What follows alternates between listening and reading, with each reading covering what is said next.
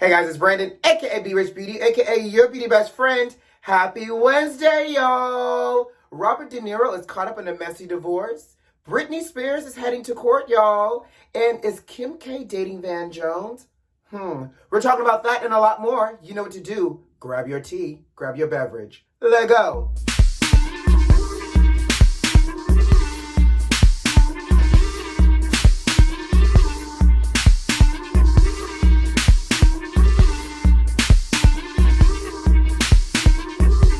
Hey beauty besties, happy midweek, happy hump day, and everything else in between. How y'all doing out there?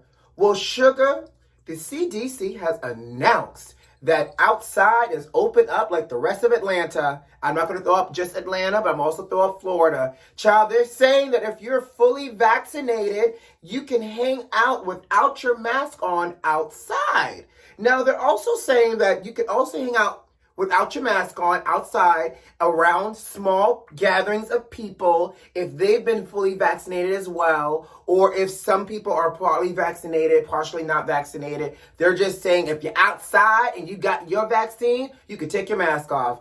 Now, I don't know about y'all, but some of us allegedly might have been already taking our mask off if we were outside. But what concerns me, honey, is the fact that now the folks that did not want to get a vaccine might be like, oh, I'm vaccinated, I'm not wearing my mask. And also, what y'all trying to do to us, CDC? It is allergy season. You want us now to be out here without a mask on outside in the midst of all this pollen? Child, what I do know is that wearing this mask outside during the allergy season has saved me and my allergies and my sinuses, aka me not having to buy Claritin. Okay, so y'all can go out here if y'all want to, according to the CDC. But if y'all know y'all got allergies and if pollen is a fool with y'all, you may want to keep your mask on, sugar.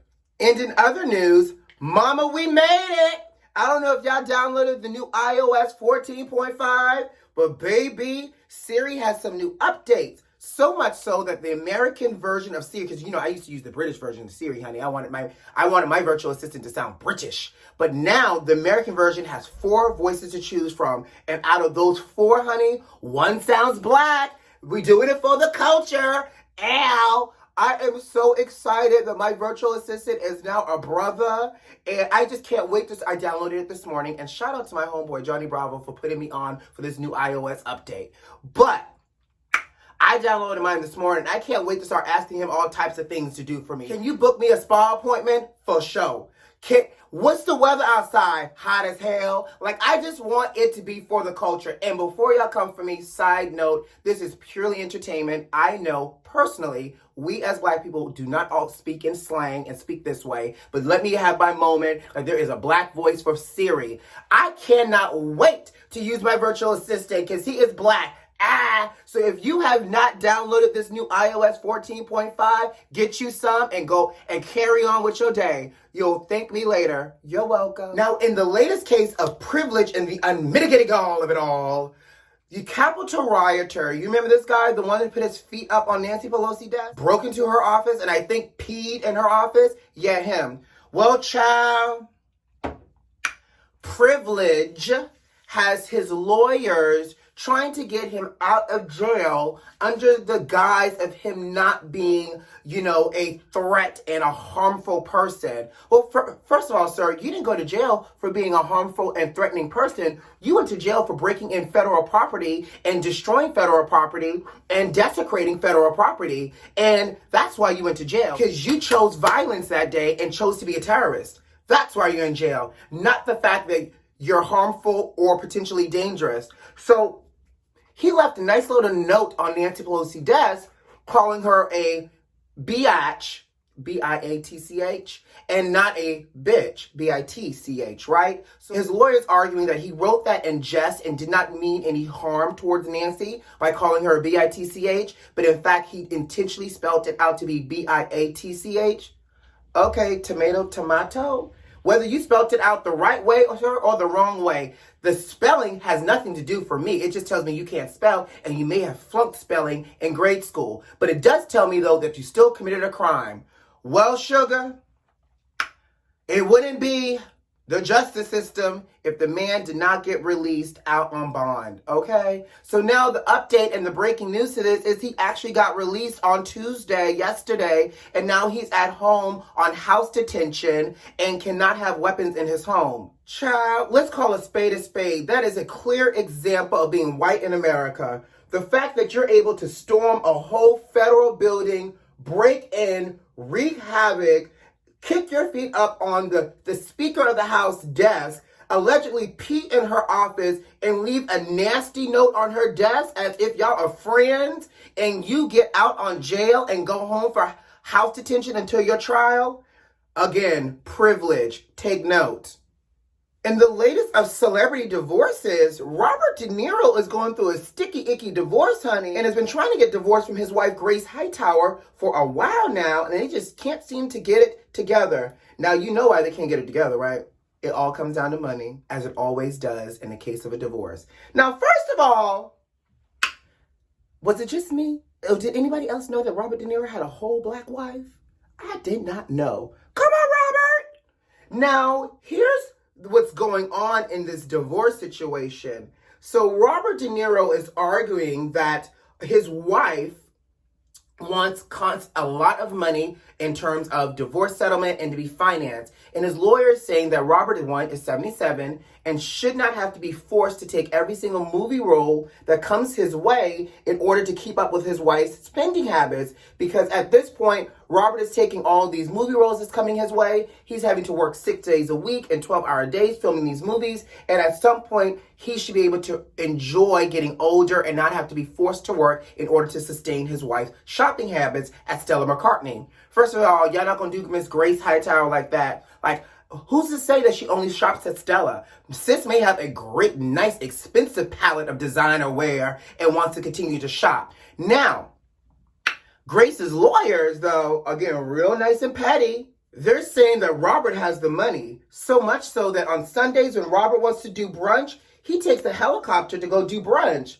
Oh, you gotta let that Robert. You got swag. Y'all know brunch is my middle name. Pull up, Robert. Excuse me, Rob. Because if you take a helicopter to go to brunch, you're no longer Robert, you're Rob. Pull up. I want to go to brunch too. In addition, she's saying when he wants to go down to visit his friends in Florida, he does not fly commercial. He takes a private jet. Oh, we going private. Listen, this man has earned the right to travel in style. All I got to say is, actually, I got a question. Robert, you looking for a sugar baby? Allegedly, because I'm asking for some friends, period.